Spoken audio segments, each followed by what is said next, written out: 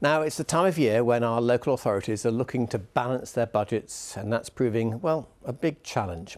Lib Dem-run Somerset Council has to find £100 million to keep it in the black. Otherwise, it will have to make cuts. Like these, we've just got a random sample of them. School crossing patrols, recycling centres, lifeguards, school transport, heritage funding, parks, the list goes on and on. Well, it's asking the government for permission to increase council tax by 10% and plans to spend £30 million from its savings account. They call it the reserves. But that still leaves more than £35 million to be found from cuts, and they're looking absolutely everywhere for the money. Here's Ruth Bradley. For 10 years, Val has fought to keep Taunton's Brewhouse Theatre running, and she's not about to stop now. Somerset Council's looking to cut £132,000 of funding for this theatre over the next 2 years. It will mean changes. It will mean that we look for other sources of funding. But generally speaking, we're looking at keeping the programme so that it still looks the same, but we will make sure that some of our more commercially successful events support things which are less commercially viable. What about the cumulative impact on the arts in Somerset as a whole? We will see the landscape change.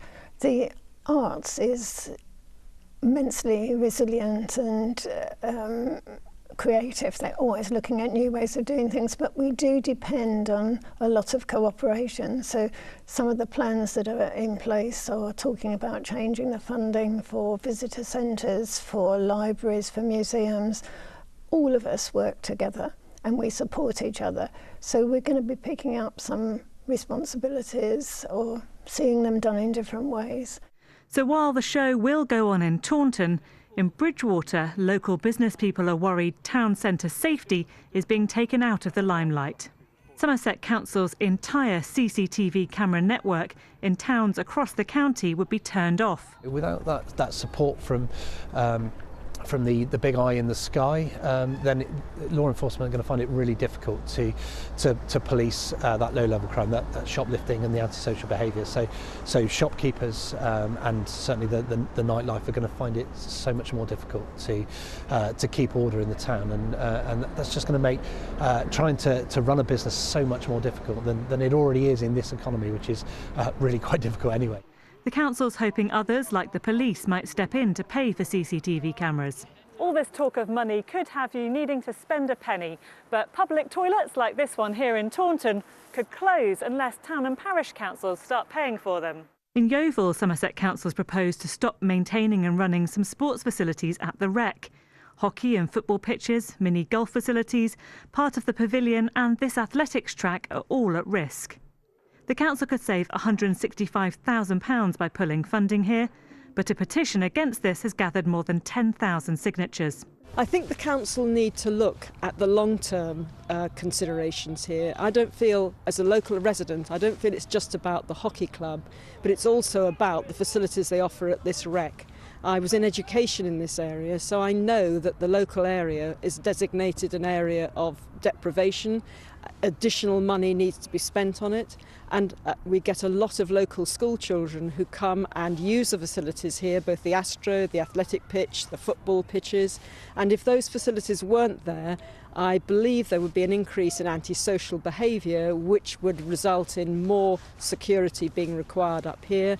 I am also very aware from our own players' feedback the impact on our health and our well-being, which means that if we didn't have the opportunity to play the sport here, I'm sure it would have more of a detrimental impact on our health services.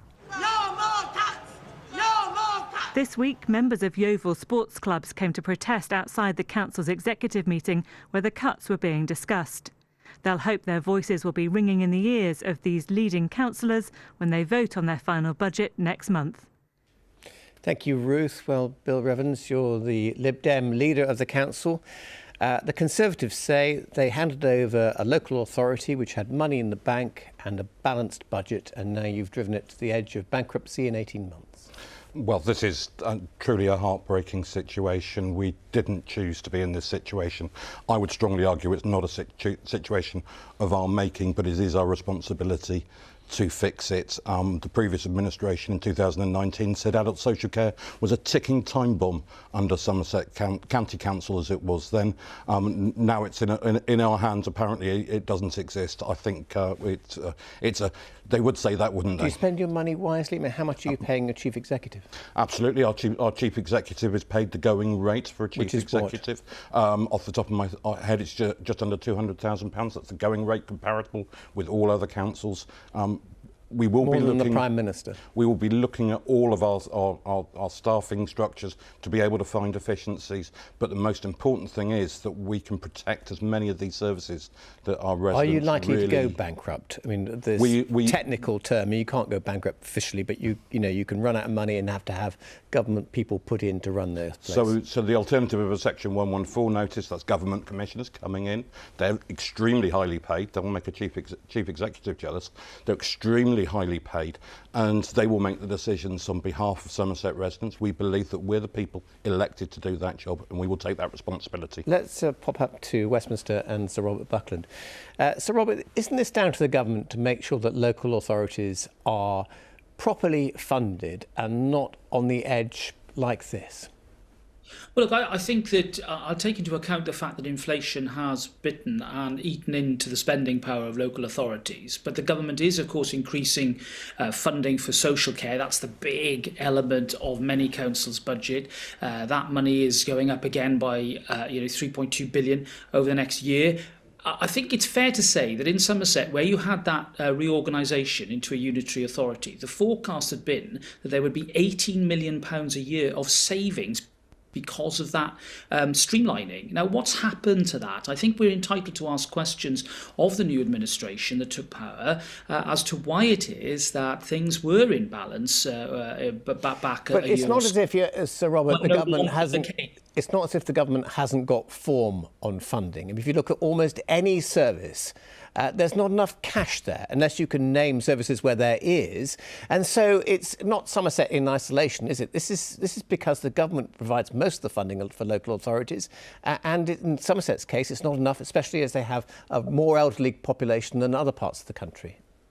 David, there is clearly that affects all councils, but it is interesting to note that some councils are doing better than others. You know, it isn't the case that all councils are having to bring commissioners in. Many councils are balancing their budgets. Wiltshire, for example, is forecast to do that and are getting on with the job. You know, things are tight. I'm not pretending that, but it is concerning that we're seeing a new council like Somerset that could have made savings because of their unitary status now in serious trouble to the extent that commissioners could be a real possibility. And I very much hope that Bill and colleagues will be able to pull the iron out of the fire and avoid that. I want to bring in Karen. Karen, you could be in government. Indeed. I mean, it's a bit rich, isn't it? Because the voters got rid of the Tory council in Swindon because that was their verdict on local government in Swindon, because it's not an isolated case, is it? It is something that is affecting councils across the country. Brings me on to the point I was going to make. You could be in government in a couple of months, possibly. Hopefully.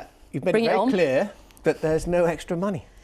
So Bill is going to be exactly the same position under a Labour government as it is under a Conservative government. Well, no, because after 14 years of the Tory government, we're seeing the fabric of our country broken and the sorts of tragic things that we're seeing in our public health, the long-term commitment to public health being eroded. And our plan, as you know, will be to grow the economy so that we don't end up in this situation. And having my wages next year. You'd have to work harder in a more productive economy, David, if I may say so. It's to have that transparency, which I think something as you talked about, that relationship between local authorities and the government and the growing demands that are faced right now. In Bristol, we are facing also problems. The Labour-run council here has been able to maintain services, particularly for the poorest, build more social housing, which we are committed to doing more of. But it is despite this government, not because of it, even though we face opposition locally. I need to come back to Bill just to back to that point that Sir Robert Buckland brought up. For people who don't know, the councils all reorganised in Somerset and became one. It was supposed to save a lot of money, but actually, have you taken your eye off the ball and all the energy's gone into reorganisation and not to saving money? Absolutely not. Well, first of all, the business case for 18.4 million is the right figure. That was delivered over 3 years, not over 10 months. The size of our black hole is £100 million. an £18.4 million plug is not going to fill an £18.4 million pound. £18.4 million plug is not going to fill a £100 million hole. The maths just doesn't add up. The business case wasn't fit for purpose. I'm willing to absolutely state that we will find those transformation savings that will balance the books. Absolutely, we will do that, and absolutely, we're up to the job. The Tories have eroded the entire base of local government and all the services that we see that makes our day-to-day lives much better, which is why we want to bring that hope and optimism and rebuild those public just let services. Sir Robert come in one last time, just to Karen. To say that you haven't destroyed the country. That's all very well, Karen, to talk about hopey changing. You will inherit, if you get into government, God forbid, the same constraints that we're existing. I'm sorry, the Swindon Conservatives left that council in a good state. The Labour Council can't even collect the bins because of their incompetence. Well, let's leave it to the voters. All right, thank you very much. See what the voters think of that. Thank you.